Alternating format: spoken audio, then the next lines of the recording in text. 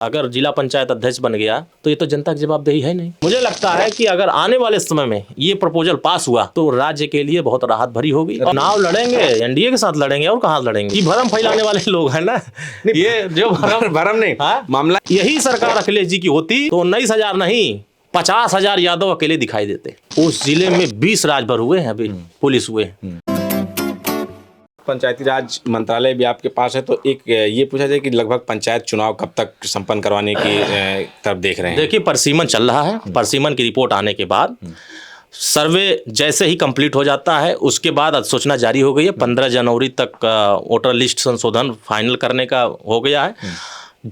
अप्रैल मार्च के बीच में चुनाव आपको दिखाई देगा। इस तरह की तैयारी पूरी हो चुकी है।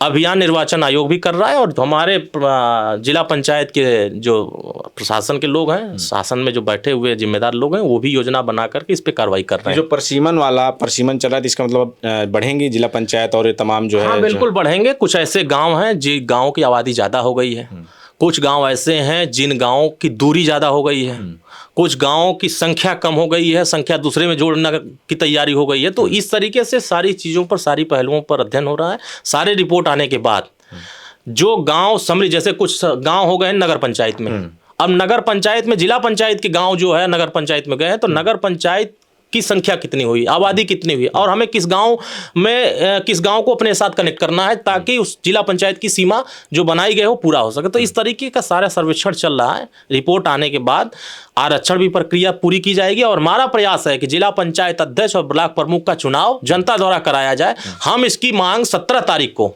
हम प्रधानमंत्री को लेटर लिखने जा रहे हैं। पूरे प्रदेश के 75 जिले के हमारे सारे पदाधिकारी लिखेंगे। तमाम लोग तैयारी करने वाले हैं, जो जिला पंचायत प्रधान और क्षेत्र पंचायत का चुनाव लड़ने वाले लोग, उनकी एक मतलब ये चीज़, क्योंकि ये चुनाव जब आता है तो ये सर्दियों में वही लगभग जनवरी फरवरी के आसपास, तो ये बोर्ड परीक्षा से पहले होने की उम्मीद है या उसके बाद?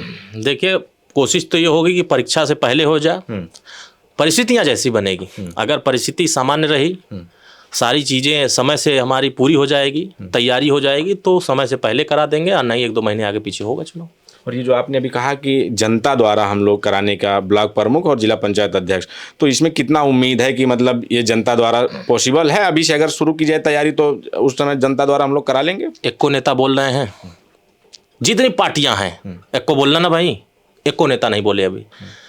हम अकेले बोल रहे हैं। आप आने वाले 6 महीने के बाद देखिएगा, सारे नेता इसी पर बात करेंगे और क्या कहेंगे कि इसका क्रेडिट मुझे ही मिलना चाहिए, ये क्रेडिट मेरा है क्योंकि मैंने आवाज उठाया। नहीं, सरकार आज नहीं उठा रहे हैं। आज विपक्ष की सबसे बड़ी पार्टी समाजवादी। मैं ये सिर्फ इसलिए मैं बात कर रहा हूँ, इस पर थोड़ा सा हम लोग चर्चा कर लेते हैं कि ये जो ब्लॉक प्रमुख और पंचायत मतलब जिला पंचायत अध्यक्ष का जो चुनाव है, ये जो है चुनाव अक्सर कहा जाता है कि सत्ता का, जिसकी सत्ता होती है उसके लोग अधिक से अधिक जीत के आते हैं। ये चाहे जिसका पुराने से उठा के अब तक जो चल रहा है, तो क्या सरकार इस पर आपके जो है, इस जो आप प्रपोजल देंगे, इस पर लगता है कि आपको हामी भरेगी? भ्रष्टाचार इसमें जबरदस्त होता है।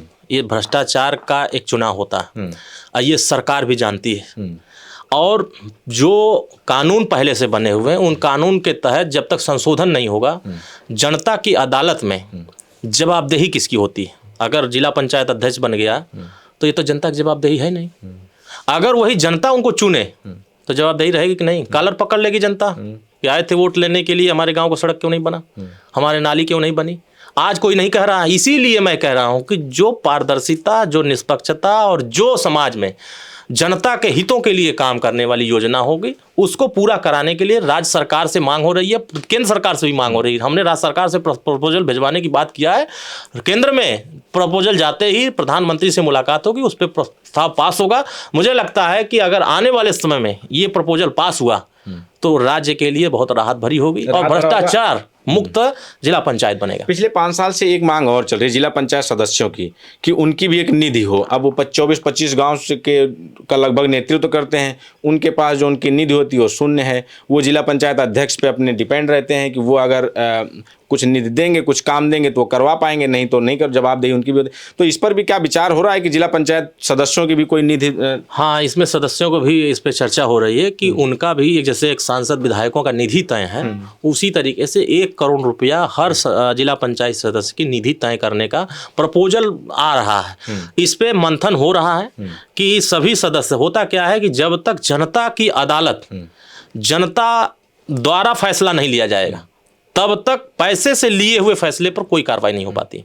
जब तक जनता से चुनाव नहीं होगा तब तक सदस्यों का ये फैसला तय नहीं होगा।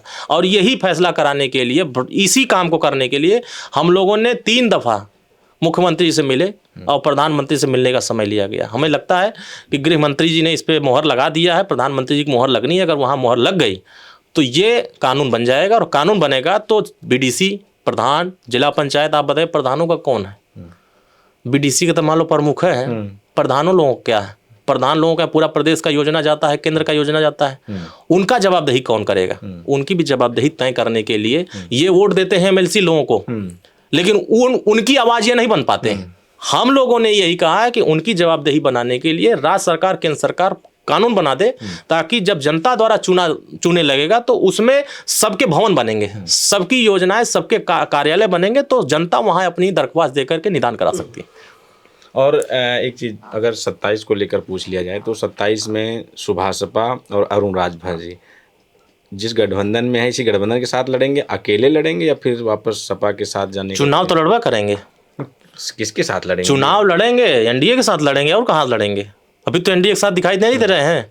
ये भरम फैलाने वाले लोग हैं ना, ये जो भरम नहीं, मामला ये है कि आप लोग जैसे 2022 से पहले आप उधर थे, फिर इधर आए, उसके बाद जो है चुनाव तक तो खूब योगी जी को फिर लिए रहे रडार पे, जिस तरह अभी अखिलेश जी को रडार पे लिए, तब योगी जी रडार पे आपके थे, और जैसे ही चुनाव हुआ, सरकार नहीं बनी, इधर चले आए, अब अखिलेश जी फिर रडार पे। तो ये भरम तो आप, जनता तो आप लोगों पे। अखिलेश जी ट्विटर पर अगर ट्वीट करेंगे आंख बंद करके तो क्या किया जाएगा बताइए? एसी में बैठ करके, सूत करके, ठंडा में अपना दिमाग ठंडा करके सोचेंगे कि हम लिख देते हैं।